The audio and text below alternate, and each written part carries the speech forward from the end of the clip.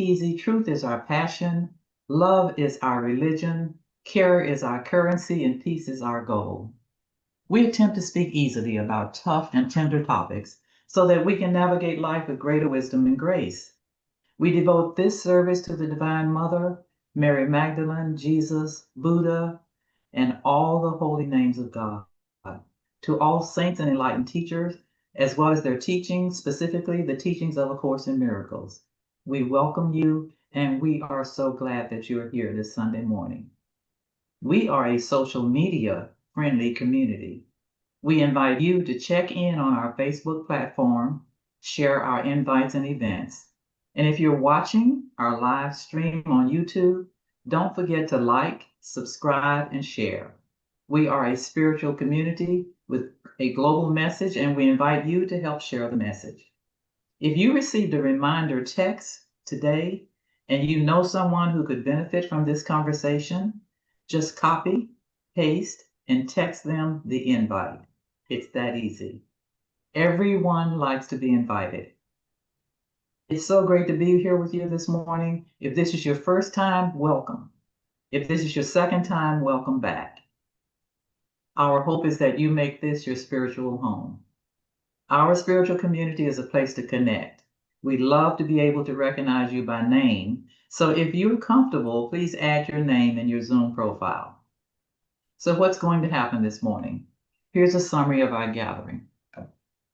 Before we get to the talk and the community conversations, Shannon Provost will be sharing invitations and announcements. That will be followed by Nuala Cohen leading us in prayer and meditation. And then we have the talk, the community offering, and then the conversation. In this conversation, we encourage you not to leave your brains, your beliefs, or your background at the door. We don't have all the answers, but we love, love, love the questions. So now that you have a roadmap about the flow of our gathering, I'll pass it to Shannon for our announcements. Hello, good day. My name is Shannon Provost, and I am a grateful member of the SpeakEasy community. We are a virtual community offering daily classes and events on Zoom to support your spiritual journey throughout the week. Some of the highlights that we invite you to participate in are as follows. On Wednesdays at 12:30 p.m. Central Time, join 12 Steps to Miracles. This is a support group that for people who are struggling with any kind of addiction, or you know someone that you love who is struggling with addiction. We mix the principles of 12 Steps and A Course in Miracles. All are welcome, and you can join at any time. On Fridays at 7:18 p.m. Central Time, we offer Tucked In with Our Divine, led by Jeannie Laporte. During this short practice, we gather to pray and close out the day in gratitude with a gentle reminder of the ACIM lesson of the day, as well as an invitation to the Divine Mother to tuck us in for a peaceful sleep. Registration is now open for our new 4-week class on affirmative prayer starting on Monday, September 8th, with an option for morning or evening sessions. Affirmative prayer enables us to be the change we wish to see in the world. It is a powerful tool for using your word wisely and supporting you in the experience of prosperity and joyful living. All of our classes and events and the details about them can be found in our calendar of events in the chat or on the website speakeasyspiritualcommunity.com. Glad to see you guys all here today. Pass. Good morning. I know we don't have a singer here today, but this prayer is my song, and I am very grateful for this opportunity to share it with you. So if we just bring our thoughts together. Now, as we awaken to the glory of our Creator, we disappear into God's eternal light. In this light, all of our anger, fears, and anxieties vanish. We rest in God and know we need do nothing.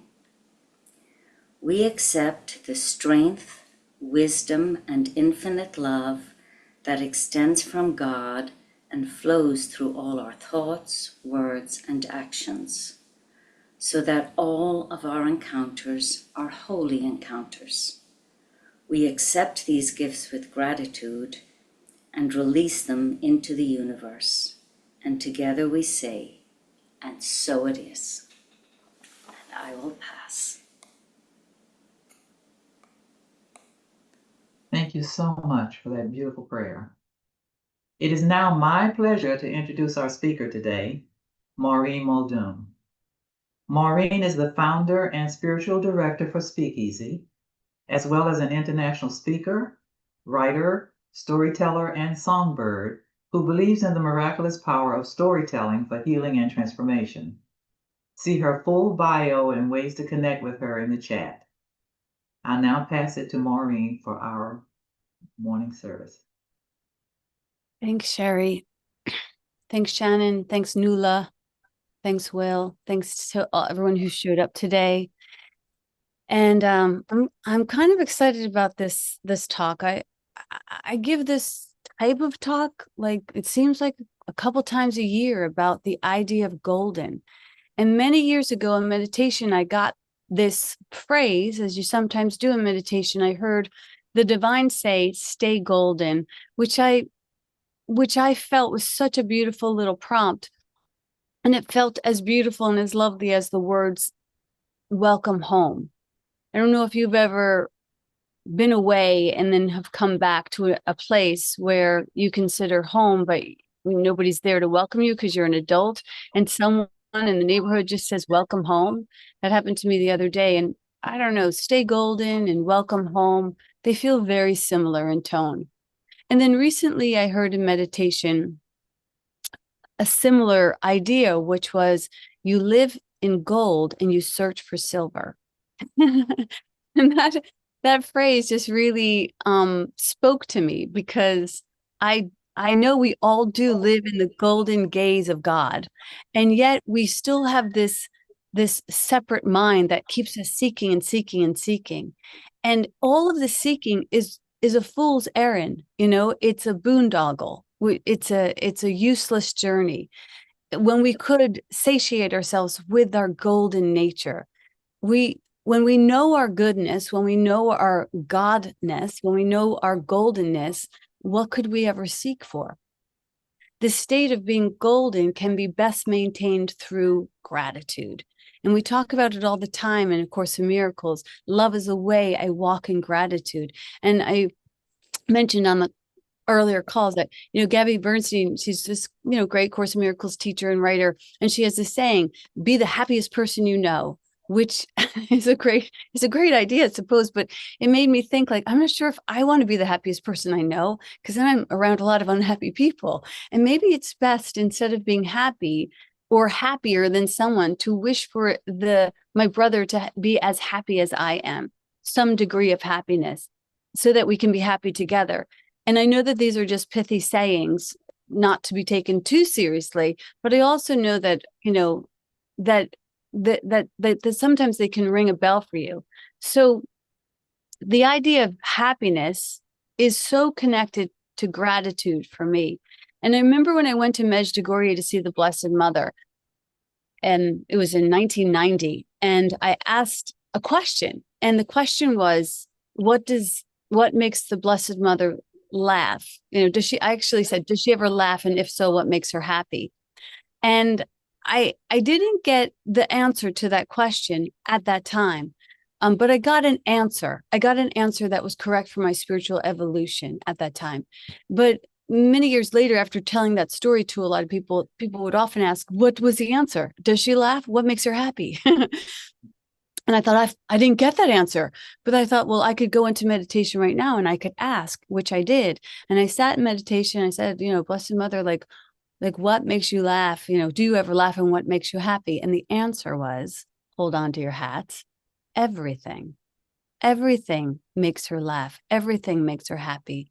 And why? Because only love is real and nothing else is real. And so you too could say that everything makes you happy, because that which is not a happy endeavor or a golden endeavor is simply a call for love. So would this be true? Could this be true for you? It says in the Course, love is the way that we walk in gratitude. Gratitude is that state of being very happy. The things that make you glow, the things that make you golden is gratitude. It's gratitude that will keep you from seeking silver in your realm of goldenness. Gratitude will keep you golden. If you don't know the phrase, stay golden, pony boy, it's from a line in a movie and a book it's called The Outsiders. And it actually was based on a poem by Robert Frost. And the poem suggests that when things come here to this world, that they don't stay golden, that the world sort of has a way of tarnishing everything.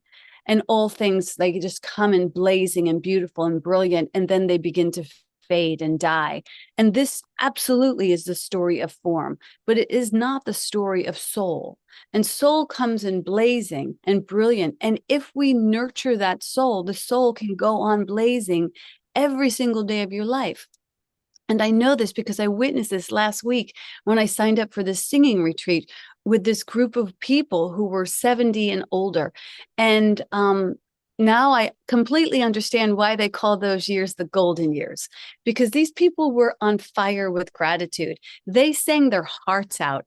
And I knew every one of them because, they're all 70 and older. They've been through their heartbreak. They've been through their hauntings. They, instead of their scars and their scowls, they actually wore on their shoulders, on their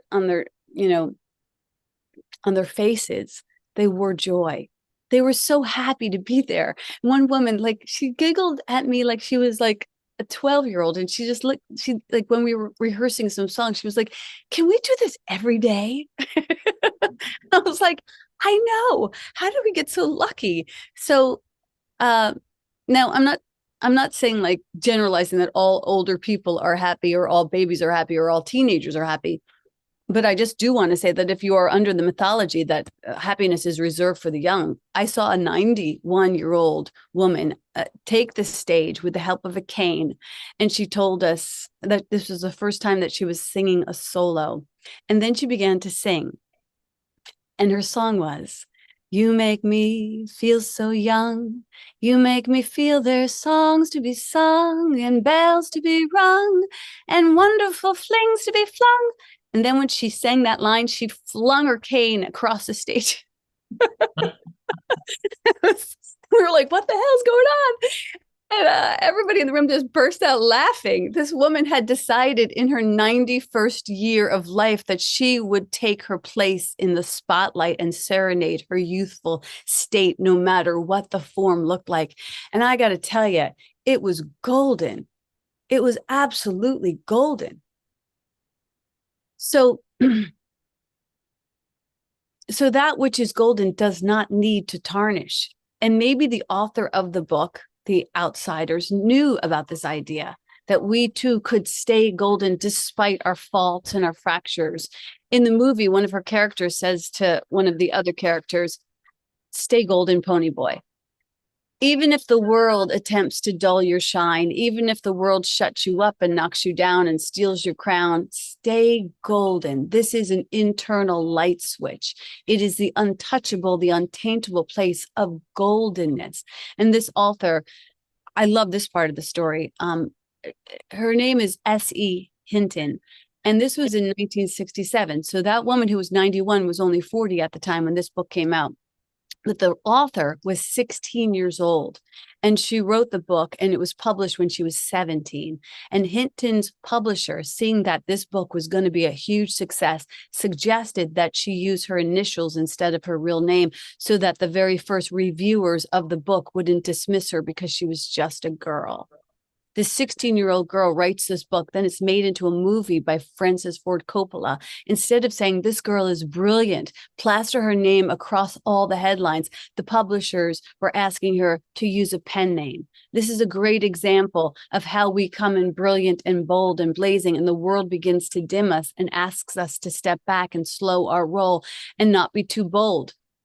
So this beautiful, this brilliant girl is something we've never seen before. So we can't handle it. We can't handle this brilliance. And so instead of growing a tolerance for greater brilliance, instead of growing a tolerance for seeing a 91-year-old take the stage and rage her cane, we're like, no, please play what a 16-year-old girl should play, and please play what a 90-year-old woman should look like. We're not comfortable with you living outside the lines. Maybe it's not safe for you to toss your cane on the stage. Maybe it's not safe to tell your truth.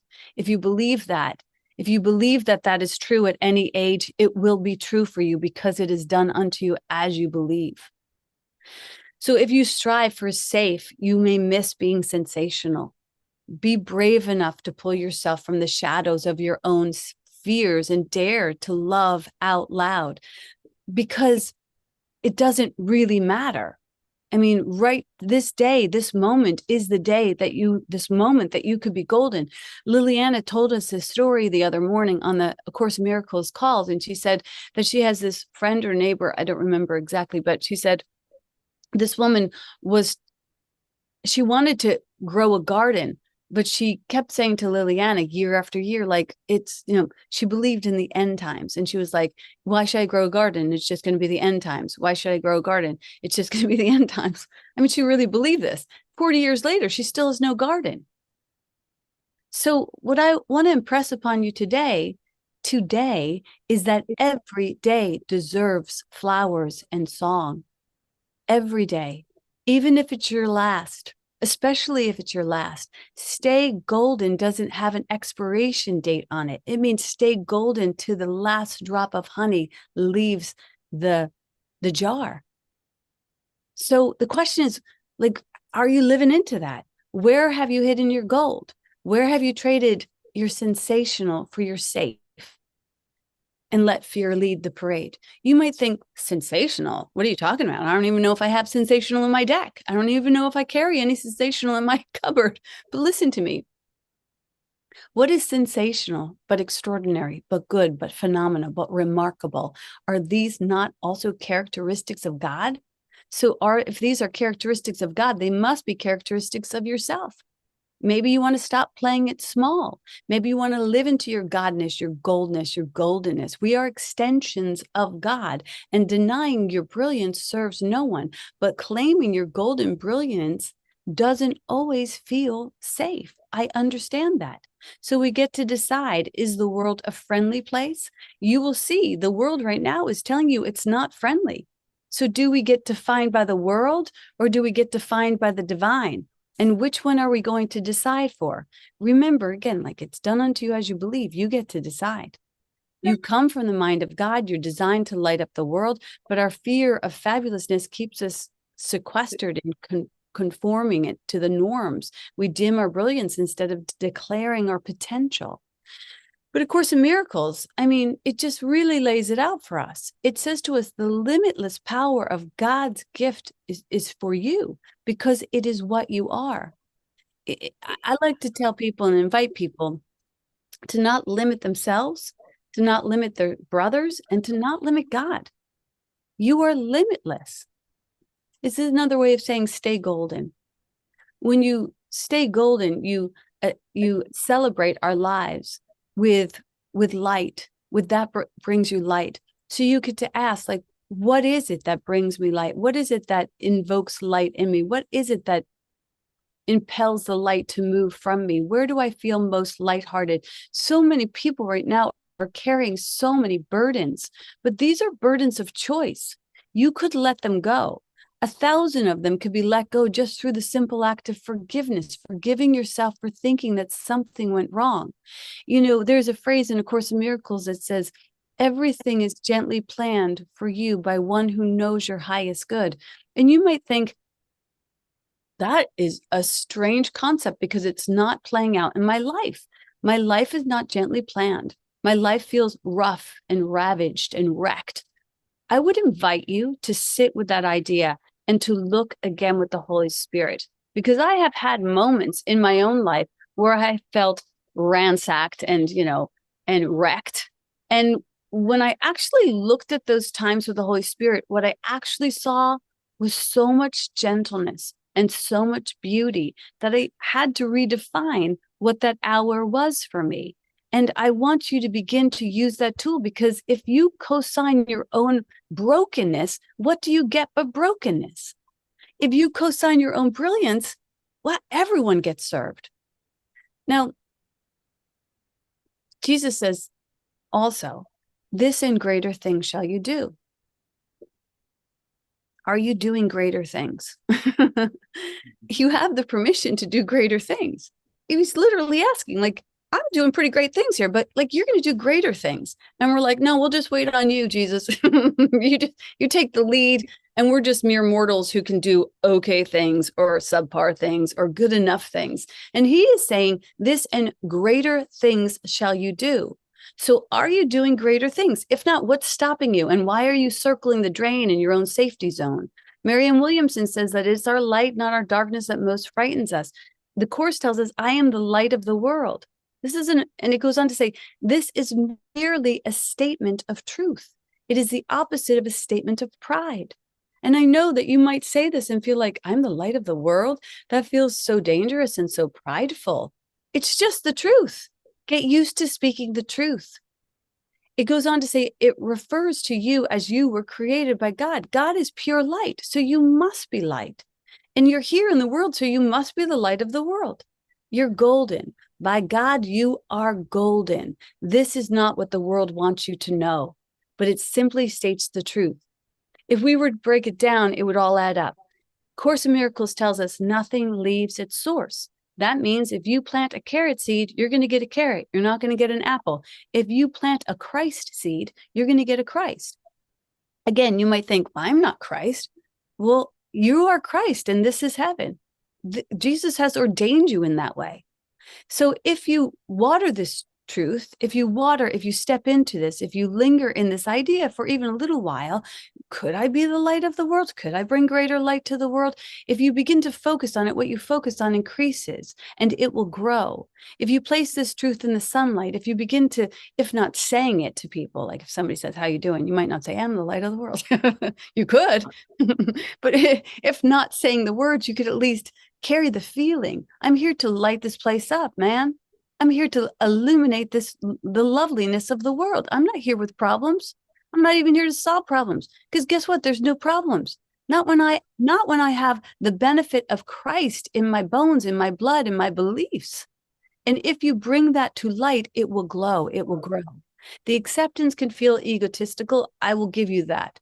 But it is not egotistical to simply accept the role that God has given you. How do you know that God has given you this role, the light of the world? Because that's what God dabbles in. God dabbles in light. It doesn't dabble in shadows or doubts or darkness. It dabbles in light and clarity and brilliance. But the Course knows that this is a declaration that can be uncomfortable. And so it asks us to actually repeat it. Repeat the statement as often as possible. I'm the light of the world. That's my only function. That's why I'm here. And they ask us to repeat it often because we vacillate. The ego doesn't take a holiday. The ego's always going to be right there on your shoulder saying, you're 91, like, take it easy. Or you're 16, like, it's not going to happen. Or you're whatever. And it will tell you, you're a day late and $1 short. The ego is not going to give up its job, but that doesn't mean that you get to play hooky. You get to show up and do what Howard Thurman invites us to do, who is an illuminary that you should know. And I like to speak about him because I think he has lots of other brilliant writing aside from this piece that I seem to bring out every once in a while. He was born in 1899, and at 14, Howard Thurman left his Dayton Beach home to attend boarding school. And since no high schools were available for black children, he went to the train station. He discovered that he didn't have enough money to check his trunk, and his dreams seemed to be doomed. And he stood crying on the platform when a stranger approached him, listened to his plight, and gave him the money that he needed. And Thurman never forgot this kindness. And he declared in his autobiography, he dedicated it to the man who restored his broken dreams. Can you imagine? Can you imagine that you could be that person who, some of us want to be Thurman, and others of us are designed to be the guy who pays Thurman's ticket. It doesn't matter. It really doesn't matter. All light is equal. If you turn a light on in the room, the light's no longer dark. It doesn't really matter too much what you do with the light, just that you hone it and own it. So after excelling in high school, Thurman attends Morehouse College and Colgate Divinity School. He graduates valedictorian. So that man on the platform made a great investment. His philosophy of unity and community led him to Boston, and he became the first African-American dean at a predominantly white institution where he tested his ideals of common ground. And he, collaborated with the likes of James Baldwin and Arthur Ashe and Martin Luther King Jr. So this is a kid who said, I'm here to be golden. And I'm going to do what it takes. Even if I don't seem to have what it takes, I'm going to rest on the kindness of the world, because the world is a friendly place and the world will show up in a friendly way. He didn't have an easy path, but he stayed in his truth. He gave us prayers and poems, and he gave us this piece that I'm going to read to you. It's called Keep Fresh Your High Resolve, which I think is important. Here we are in the middle of our year of prayer. And sometimes in the beginning of the year, we're like, we're going to do this and we're going to do that. And this is going to be our year of prayer. And we're going to really anchor down into affirmative prayer or any kind of prayer to assist us in our spiritual advancement. And then mid-year, we're like, wait, what was that? What were we going to do this year? So he offers us this. He says, keep fresh before me the moment of my high resolve. Despite the dull and barrenness of the days that pass, if I search with due diligence, I can always find a deposit left by some former radiance. But I had forgotten. At the time, it was full-orbed and glorious and resplendent. I was sure that I would never forget, and in the moment of its fullness, I was sure that it would illumine my past for the rest of my journey. But I had forgotten. How easy it is to forget.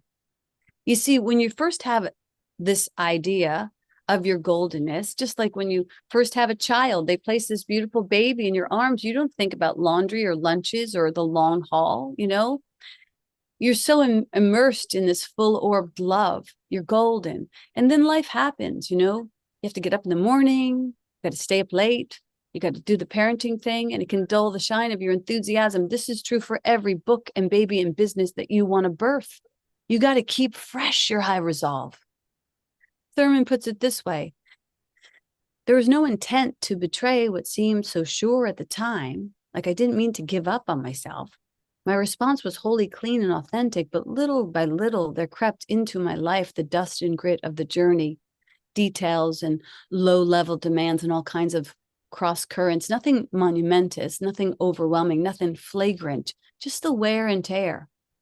I get that, right? You get that? I mean, we're bombarded every day with sort of the wear and tear of knocking us down and knocking us down.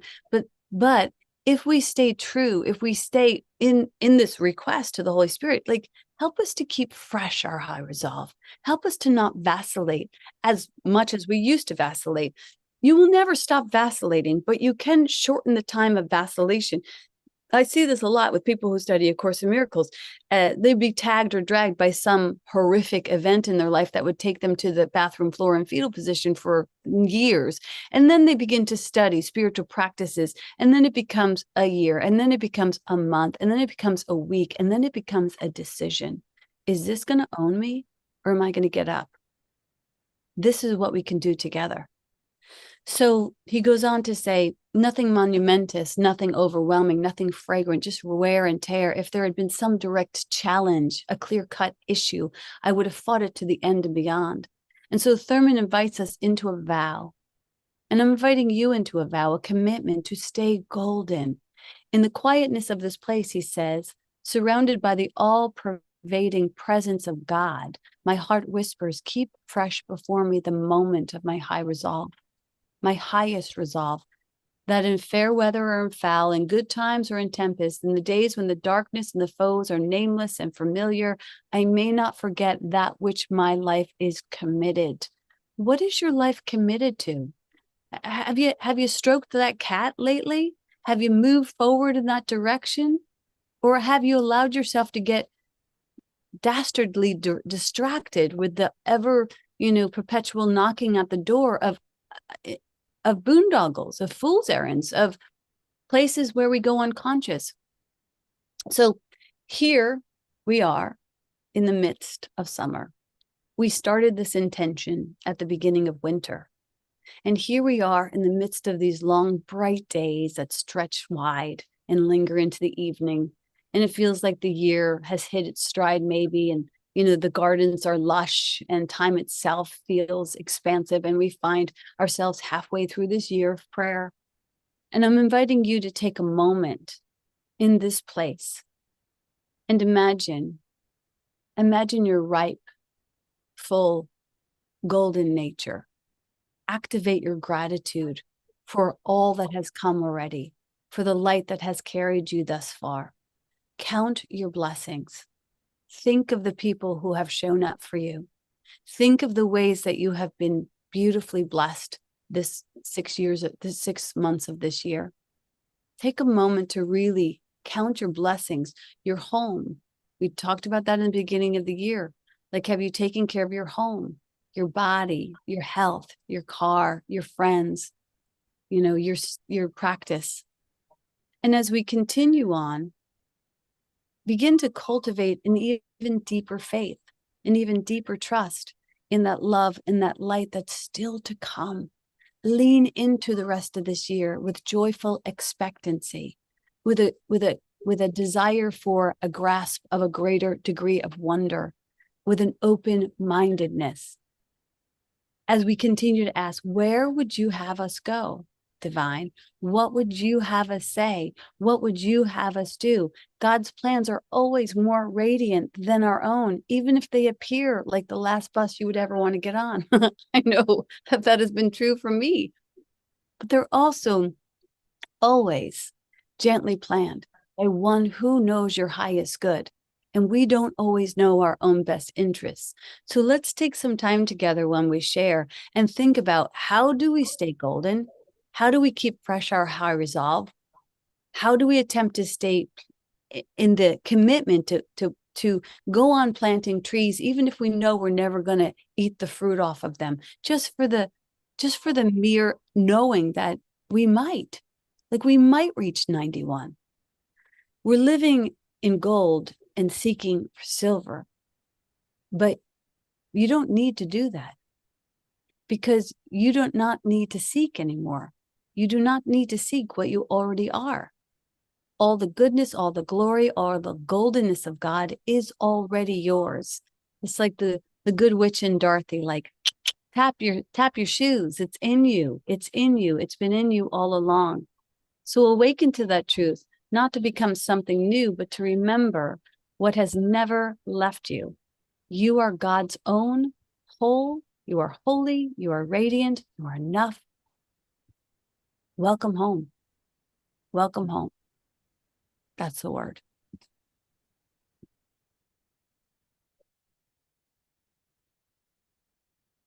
Thank you, Maureen. Thank you for that.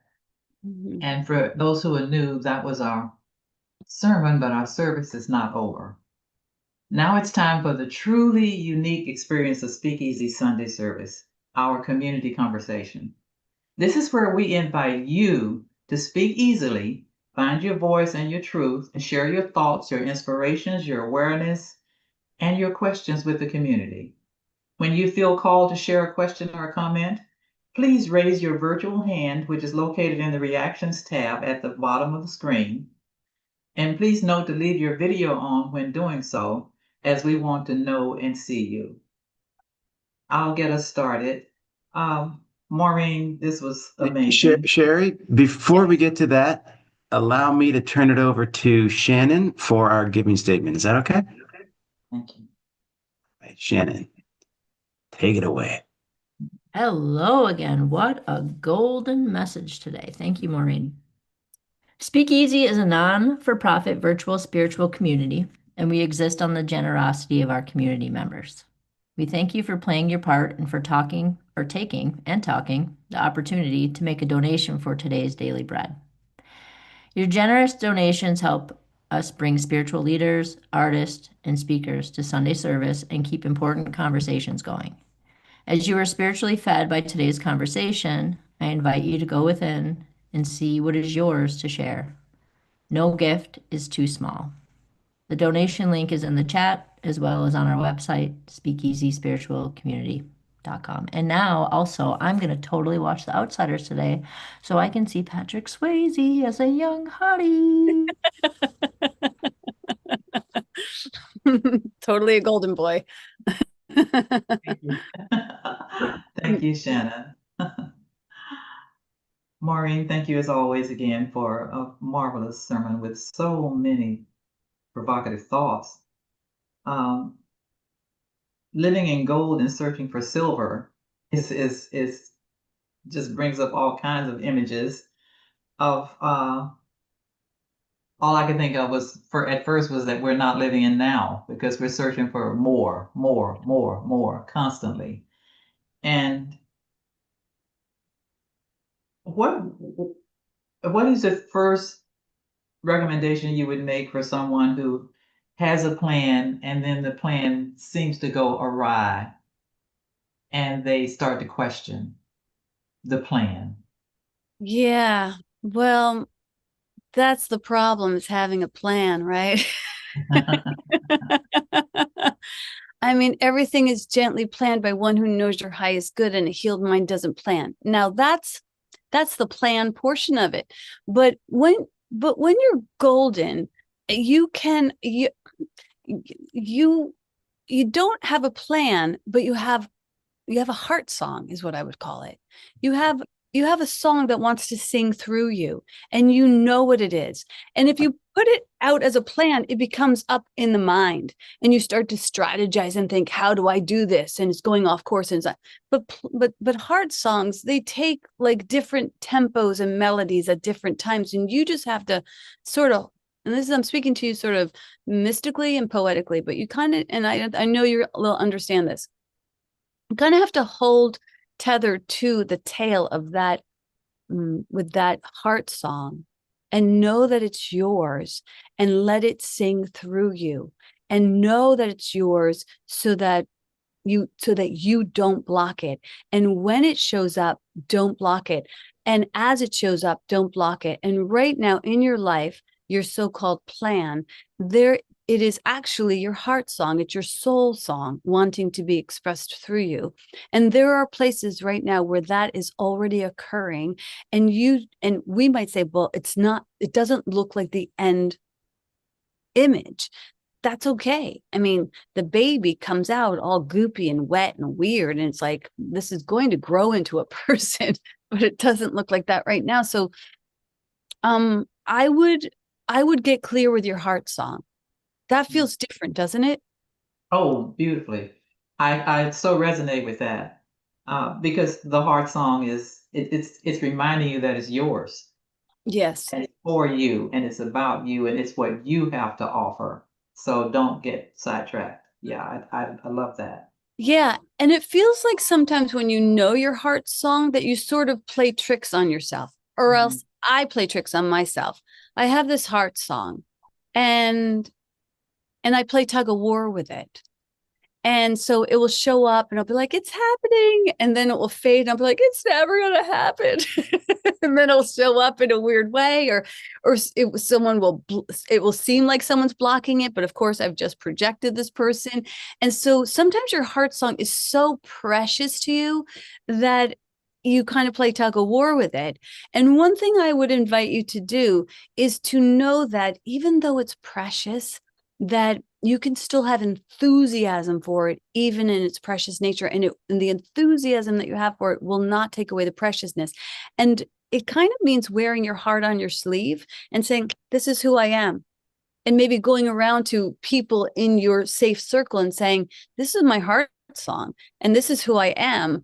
And hold that for me, know that for me as I begin to live into who I'm here to be. And you might even say, and I'm sort of scared. Sometimes I block myself. Sometimes it seems like it takes too long. Sometimes I'm impatient around it, but I know that it's moving forward at the perfect pace of peace. And it's happening, and it's happening right now. So to the degree that it's happening right now, I'm going to stay golden with that. And I'm going to show up to that and be like 100% present to what it looks like right now, and celebrate what it looks like right now.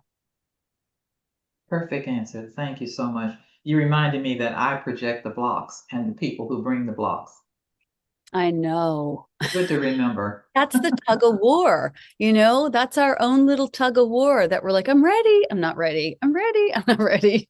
It's okay. Thank you. Jerome, I see your hand.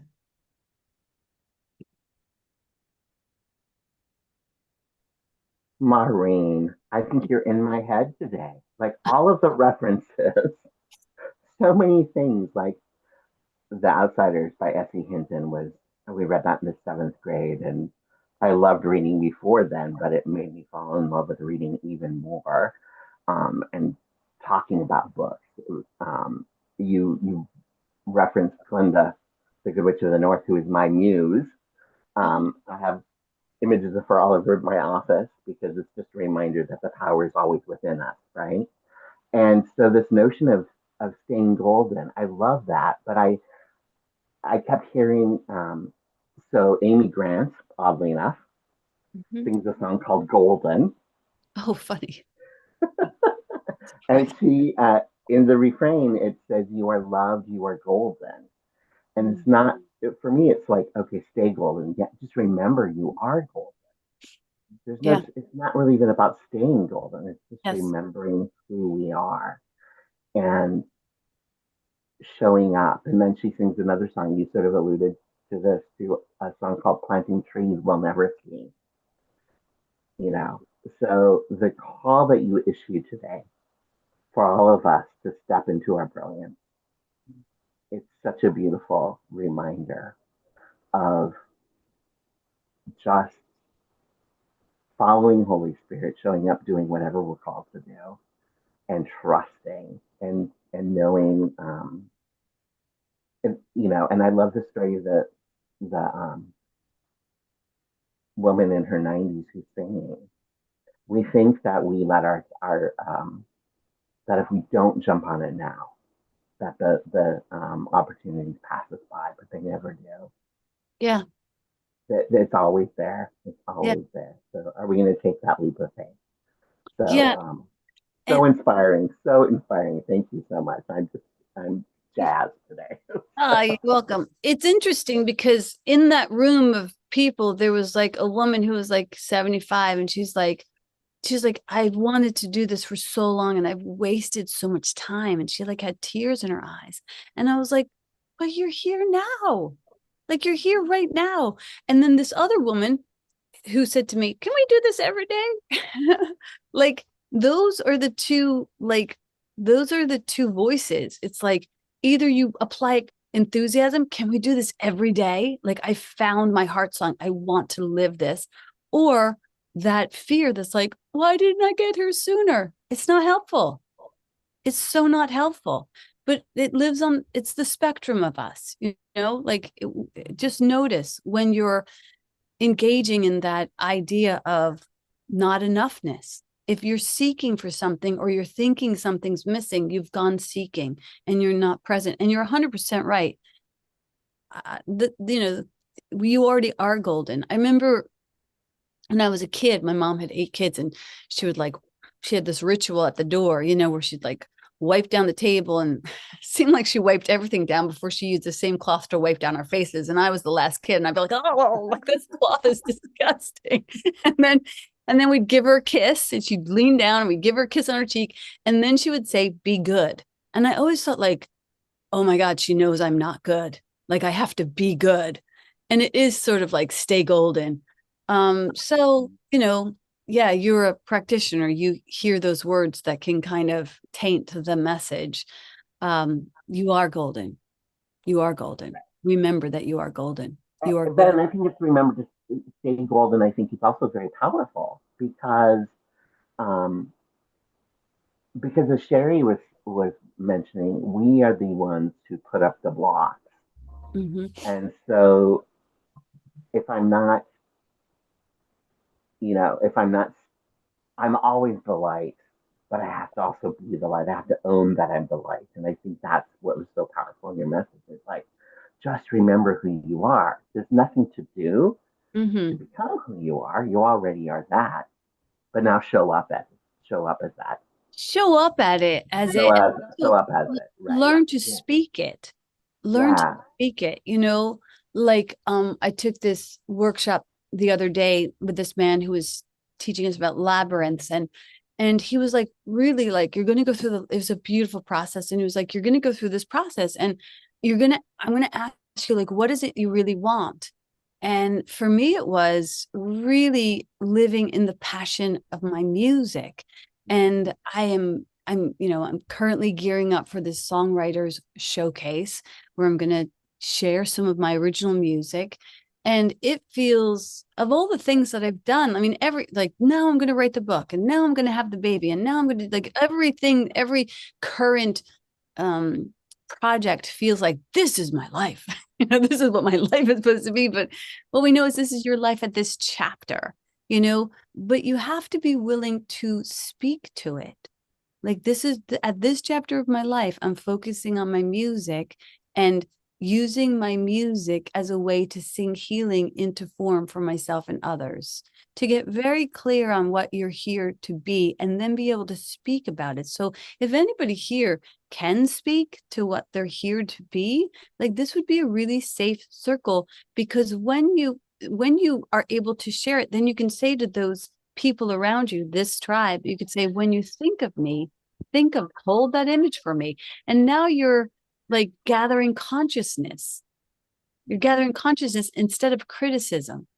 And so often we gather criticism. We go to empty wells and we're like, I want to sing. And they're like, I don't know about that. You're old, or whatever, whatever, and that's the way we block ourselves. And then we get to a circle of people who are like, you can do it. You're golden. And we're like, and we forget our words. So that might take some time to formulate what you're here for, but you can come back next week, and we can even start off with you telling us what you're here for, and we can hold that for you. And that is a really powerful way to begin telling the good story. Gospel means good story. This is when you begin to actually live in your mystic and your minister. And the world needs more mystics and ministers. So living in their heart song. And you all already know. And it's just like you're watching me play double Dutch, and you're like, how do I jump in? How do I jump in? How do I jump in? But so we're going to tell you, okay, next week, you're going to jump in. You're going to jump in with your affirmation. And I want to hear what you're up for, because wouldn't that be a beautiful way to spend a Sunday? I think I've spoken enough. Well, what I mean? as Marion Williamson says, if you have the Rolodex, you have a ministry. Mm. I Funny mean, we thing all is, do, Jerome, right? is that the youngsters today be like, what's a I have no Rolex? idea what the Rolodex, right? If you have a contact list in your phone, Yeah. you have a ministry.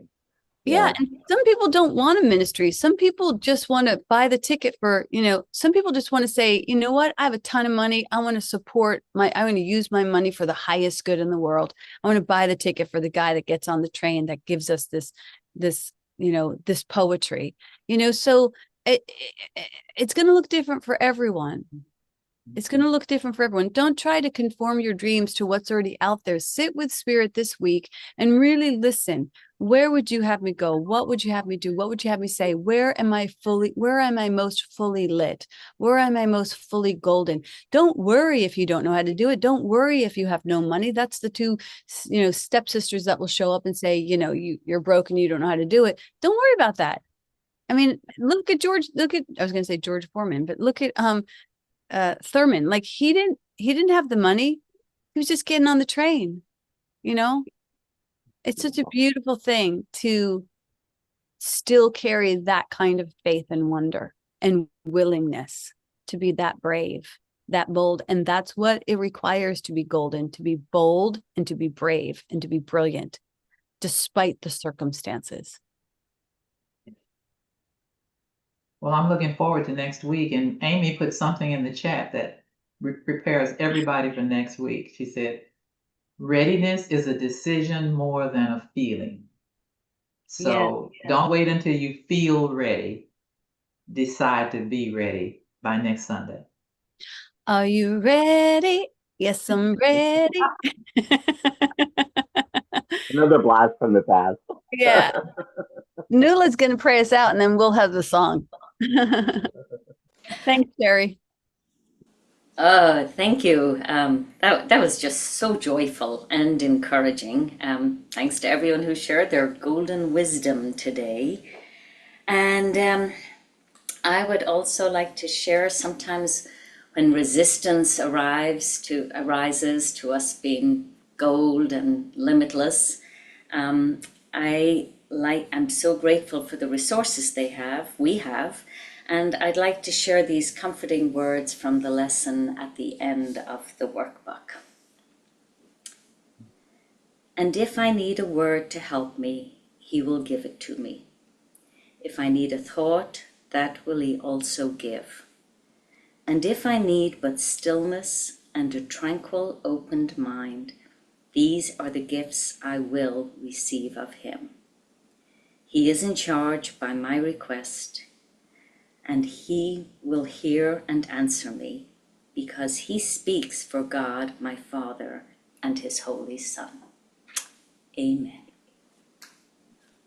Well, that was perfect. Thank you. Yes. Thank you, Nula. Until next week, everyone, have an absolutely perfect Sunday wherever you are. Bye.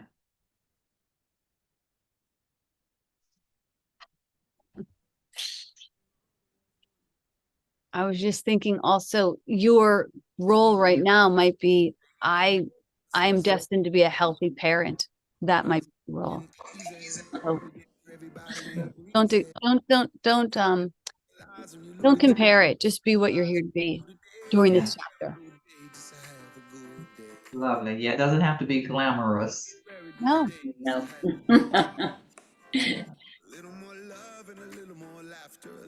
Never think of being a parent as being glamorous. Not the thought that comes to mind. Yeah, but for some people, that's what's up for them in this chapter. They're like, I need to focus on this, and this would be my most effective golden state would be to be in Yes. with my child. Yeah. So, Mhm. all right, God bless. Beautiful. Thank you. Bye. Gonna send you to your coffin. Plastic everywhere down there with the dolphins. Everybody was born to a mama, so everybody is connected like karma. So disconnect yourself from